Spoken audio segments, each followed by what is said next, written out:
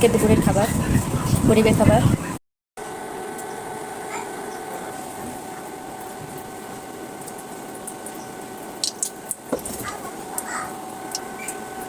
আসসালামু আলাইকুম, কেমন আছেন সবাই? আজকে আলু ভাজি দেখাবো, ঝরঝরা। আমার শাশুড়ি মার থেকে শেখা। আলু এরকম ধুয়ে তারপরে লবণ মাখিয়ে নিতে হবে। লবণ মাখিয়ে এরকম 10 মিনিট রেখে দেবেন। তারপরে এর থেকে পানি ঝরে যাবে। 10 মিনিট পরে আসলাম। এখন কড়াইতে পেঁয়াজ দেবো।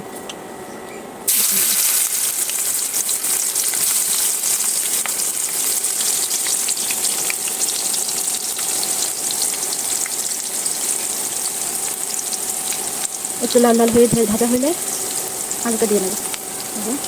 দেখেন, লবণ দেওয়ার পরে পানিটা ছেড়ে দিয়েছে। এরকম করে আলু ভাজি করে খেয়ে দেখবেন, মুখে লেগে থাকবে, ঝরঝরা হবে।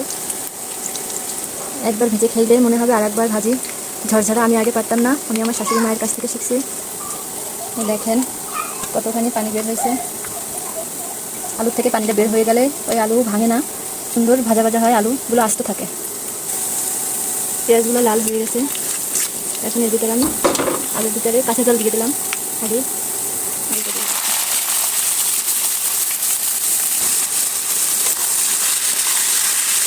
লবণ দিয়ে মাখাই রাখলে আর লবণ দিতে হবে না, নিয়ম মতো দিয়ে মাখিয়ে রাখলে আর দিতে হবে না।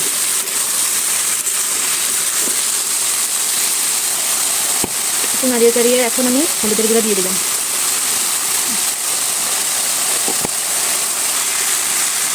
আর কোনো মশলা অ্যাড করবো না, এটাই শেষ। এখন সুন্দর করে তেলে বাড়িয়ে চাড়িয়ে হয়ে যাবে। আর কোনো মশলা অ্যাড করবো না আমি।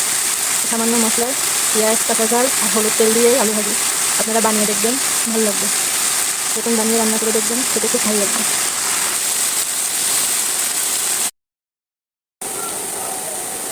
আলু ভাজি হয়ে গেছে, দেখেন লাল লাল করে ভাজিছি, কি সুন্দর ঝরঝরা। আলুগুলো একটাও রান্না হয়ে দেখেন। এখন নামিয়ে ফেলবো।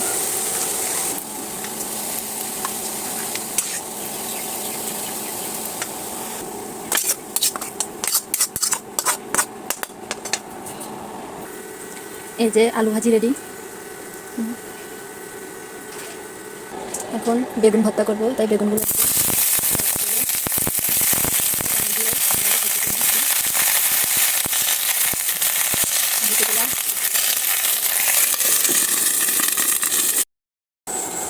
আমার বেগুন সেদ্ধ হয়ে গেছে। বেগুনটা ভালোভাবে সেদ্ধ করে একদম শুকিয়ে নিয়েছি। হ্যাঁ, কোনো পানি নেই। এখন উঠিয়ে নেব।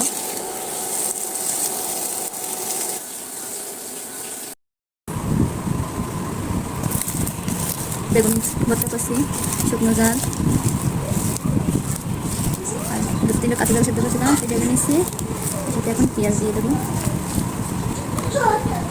সরষের তেল দিয়ে নিচ্ছি।